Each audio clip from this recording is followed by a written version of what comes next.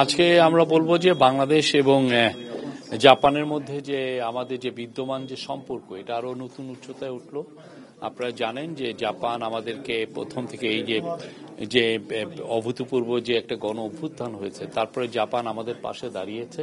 আজকে জাপানি prime minister Shigeru ইশিকাওয়ার সাথে আমাদের চিফ অ্যাডভাইজার প্রফেসর মোহাম্মদ ইউনুসের একটা খুবই সৌহার্দ্যপূর্ণ মিটিং হলো।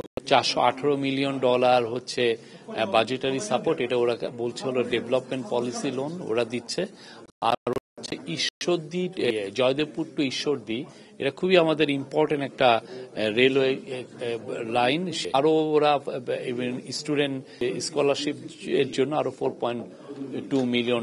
আমরা ওদের কাছ থেকে পাচ্ছি হচ্ছে 1.063, মানে $1 বিলিয়ন একটু বেশি আমরা ওদের কাছে পাচ্ছি। ফলে আমাদের আসলে এখন যে ইকোনমিক যে আমরা যে রিকভারির মধ্যে আছি, সেই রিকভারিতে এটা হেল্প করবে আমাদের। আর অন্যান্য অনেক বিষয় নিয়ে আলাপ হয়েছে। জাপান বাংলাদেশের সাথে তার বন্ধুত্ব আবার জানিয়েছে, সে তার সাথে আরো আমাদের সাথে নিবিড় বন্ধুত্ব করতে চায়। বাংলাদেশের আজকে মিটিং এ 30 মিনিটের বেশি মিটিং এ বাংলাদেশকে 5টা নেভিকে 5টা পেট্রোল বোট দিচ্ছে। তারপরে হচ্ছে আপনারা জানেন যে সাইকেল তৈরি করার জন্য ওইখানে আপনার 6টা এমওইউ হয়েছে। একটা হচ্ছে যে খুবই ইম্পর্টেন্ট সাইকেল, এটা হচ্ছে ইলেকট্রিক সাইকেল তৈরি করার জন্য একটা ফ্যাক্টরি স্থাপন করা হচ্ছে।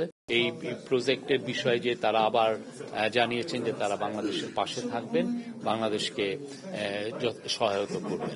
ওরা বলছে বাংলাদেশের সমস্ত কিছুতে ওরা হেল্প করবে এবং এই বাংলাদেশের যে ইলেকশনের ক্ষেত্রেও তারা হেল্প করবে। ইলেকশনে আমাদের ভোটার রেজিস্ট্রেশন এগুলো অনেক কিছু আছে, তো এটার জন্য আমরা তাদের কাছে কিছু কিছু ইস্যুতে আমরা সাহায্য চেয়েছি।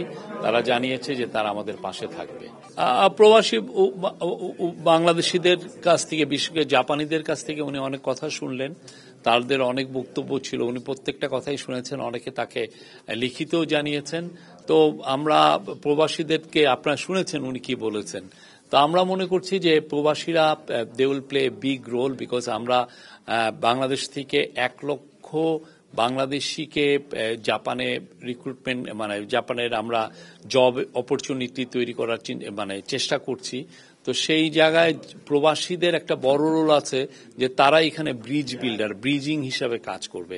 তারা আসলে জিনিসটাকে আরো বেশি এক্সপেডাইট করার জন্য যথেষ্ট হেল্প করার সুযোগ আছে এবং অলরেডি আজকে তারা বলেওছে যে এটা নিয়ে কাজ করবে।